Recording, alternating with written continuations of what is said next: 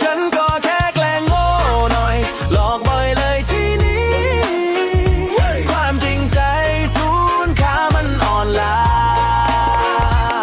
ไม่มีวันใดได้สบายใจคนเราคบกันก็อยากมีวันที่สดใสไม่ว่าจะอยู่ในสถานะไหนก็รู้สึกได้มึงต้องคอยระแวงเธอคอยทิมแทงเวลาที่กูเผลอมึงทำกูหน้าเรอแอบไปคุยเอาไปซุยกับใครจับได้กี่ครั้งสุดท้ายเธอก็ยังแอบทำเหมือนเดิม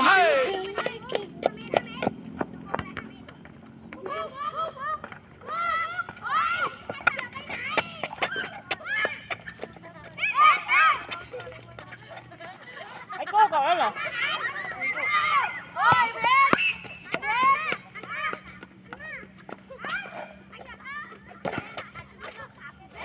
มองไปนี่ลูกผู้ชายถอดเสื้อดิผู้ชายถอดเสื้อผู้ชายถอดเสื้อดิวันนี้สีขาวนี่เบอร์3เฟสมาติดพี่ดอมเปียก3 เปรย์สังไง3 กาวแรงเรือนโมมาใส่